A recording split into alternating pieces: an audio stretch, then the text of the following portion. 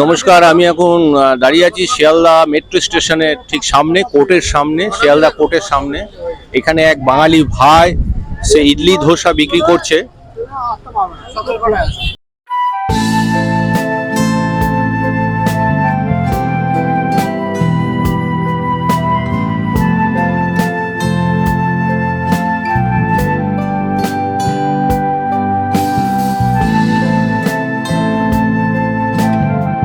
বাঙালি ভাইয়ের ইডলি, সাইকেলে ইডলি ধোসা পাওয়া যাচ্ছে। উনি আসছেন হুগলি থেকে। বাঙালি ভাই, নাম সঞ্জয় দাস। ইনি প্রতিবন্ধী মানুষ, তবুও বাঙালি যে ব্যবসা করে তার প্রমাণ উনি দিচ্ছেন। আসুন তার সঙ্গে কিছুক্ষণ কথা বলে নিই। ভাই, তোমার নামটা কি ভাই? চন্দ্রকুমার দাস। কোথা থেকে আসছো তুমি? কোথা থেকে আসছো? ওই কমজলা অফিস, আমার বাড়ি প্যান্ডেল আগে। প্যান্ডেলের আগে। আচ্ছা আচ্ছা আচ্ছা। তো তুমি এইখানে যে আসছো, সকালবেলা কটার সময় আসো? সকালবেলা 8:30 পরে। আচ্ছা আচ্ছা। তার রাত্রে 6:30 ছুটি। 6:30 পর্যন্ত থাকো তুমি। তো এই যে এটা তুমি করছো, এটা তুমি তোমার ইনকাম কেমন হচ্ছে?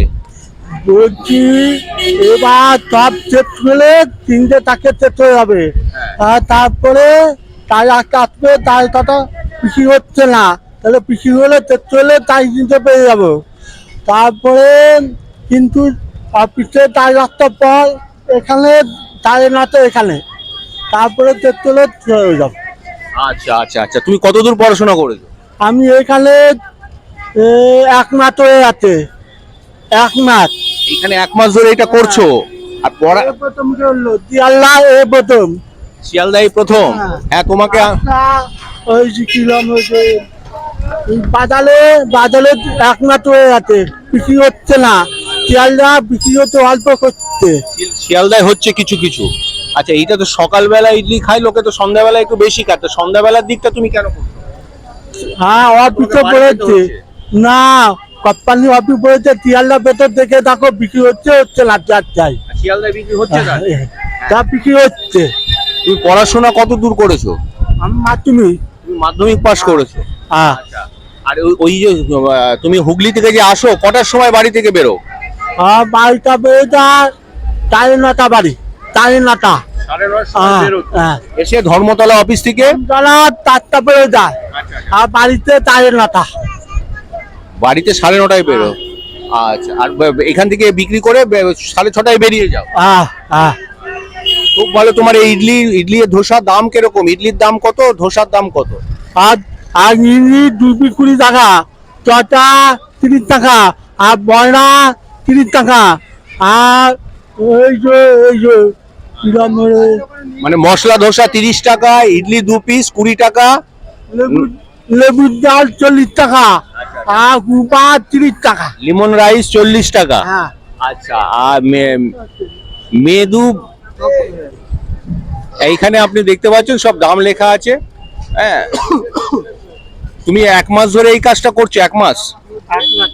আচ্ছা আচ্ছা। আর কিছু করো না? আর কিছু তো না। অন্য তেলে আছে, সব আছে। আচ্ছা আচ্ছা আচ্ছা, সবাই আছে। হ্যাঁ, তো তোমার ঘরে কে কে আছে? কত আছে? 30 জন। 30। তোমার ঘরে কে কে আছে? অনেক আছে, অনেক। মানে এইভাবে সাইকেল নিয়ে ইডলি ধোসা কজন আছে? 30 জন? না, 5 জন, 3 জন, 5 জন হয়ে যাবে। 5 জন। 5 জন হয়ে যাবে। আচ্ছা, এরকম ঘুরে ঘুরেই তুমি বিক্রি করো? ধন্যবাদ। তোমার বিক্রি বাট্টা ভালো হোক, সে আশাই করছি আমরা। বাঙালি যাতে এগিয়ে যাক, সেই আশাই করছি। ইডলি ধোসা বিক্রি করছে এখানে দুজন ক্রেতা। খেয়ে গেল। দাদা, কেমন খেলেন দাদা? দারুণ, খুব সুন্দর খেয়েছি, খুব সুন্দর। এনার ব্যবহারও ভালো। এরকম এক্সট্রা চাটনি কোনো দোকানে বসেও দেবে না। আপনি চান যে বাঙালি সন্তানরা তাদের কাজ? বাঙালি, আমি নিজে বাঙালি, নিজে ভুক্তভোগী। গ্রাজুয়েশন কমপ্লিট করে নিজে, মানে কি বলো, বাবার দোকান ছিল বলে সেখানে বসে কাজ করছি। চারধারমায় ঘুরে বেড়ে, কলকাতায় ঘুরেছি অনেক জায়গায়। বাঙালিরা ব্যবসা করতে পারে? অবশ্যই পারবে। বাঙালিদের সুযোগ দিলে চেষ্টা করলে বাঙালি অনেক দূর যেতে পারবে, কিন্তু তাকে তো সেই অপরচুনিটি দেওয়া হোক, সুযোগটা দেওয়া হোক। এই বাঙালি ভাই যে করে খাচ্ছে, তাই সেই ব্যাপারে যদি কিছু বলেন। অবশ্যই, এই যে নিজে করে খাচ্ছে, নিজের প্রতি স্বাবলম্বী আছে, যে আমার ওই কেউ আঙুল তুলে কথা বলতে পারবে না, আমি বধির কি বোবা কেউ উল্টো পাল্টা কিছু বলতে পারবে না। খুব ভালো লাগলো ব্যাপার। সকালবেলা তাহলে সাইকেল নিয়ে হুগলি থেকে আসা, চারটিখানি ব্যাপার না। পেটের জোর থাকলে, মানে পেটের দায়ে থাকলে লোক আসে। না, অবশ্যই পেটের দায়িত্ব অবশ্যই দরকার, কিন্তু বাঙালি কুড়ে বলে একটা বদনাম ছড়িয়ে দেওয়া হয়েছে। এগুলো ভুলভাল, একদমই ভুলভাল। দিদি, আপনার অভিজ্ঞতা ওই এক খেলেন? না ওই এক খেলেন, কেমন লাগলো? খুব সুন্দর খাবার, পেট ভর্তি খাবার, অনেকক্ষণ থাকা যাবে, ভালো লাগলো। আচ্ছা, হাইজেনিক খাবারটা ভালো। না হ্যাঁ হ্যাঁ হ্যাঁ, নর্মাল খাবার, প্যাকেটিং হ্যাঁ করে নিয়ে আসা হয়েছে, ভালো খাবার। কোনো এ নেই, আর খুব মানে কি ভালোভাবেই রাখা আছে। খাবারের দামটা একদম একদম একদম 30 টাকা এত সুন্দর টিফিন সকাল সকাল কেউ দেবে না। ধন্যবাদ। আপনার নামটা দাদা? আমার হচ্ছে অঙ্কিত মান্না। আপনার দিদি? চন্দনা মান্না। ইউটিউব পয়সা বলুন। তিনি প্রতিবন্ধী ভাই, ইডলি ধোসা বিক্রি করছে। বাঙালি সন্তান কুড়ে, বাঙালি খাটতে জানে না, বাঙালি যে খাটতে জানে, বাঙালি সন্তানরা হ্যাঁ খাটতে জানে, তার এই প্রমাণ এইটা।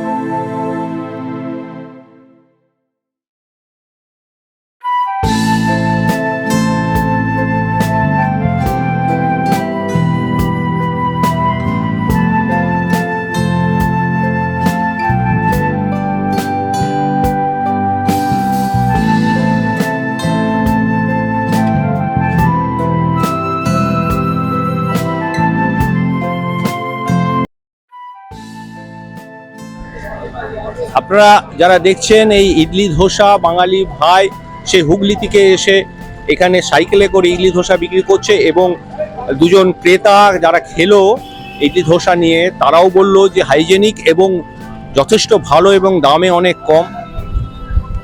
আমরা বাঙালিরা ভাবি যে বাঙালি কুড়ে, বাঙালি ব্যবসা করতে পারে না, কিন্তু আজকের সময় দাঁড়িয়ে সেই কথাটা মিথ্যে প্রমাণিত করছে এই এক আমার হুগলির ভাই সঞ্জয় দাস, যে হুগলি থেকে এসে এখানে সাইকেলে ইডলি ধোসা বিক্রি করছে। আমরা জিরো ব্যালেন্সের পক্ষ থেকে তাকে অসংখ্য ধন্যবাদ জানাই।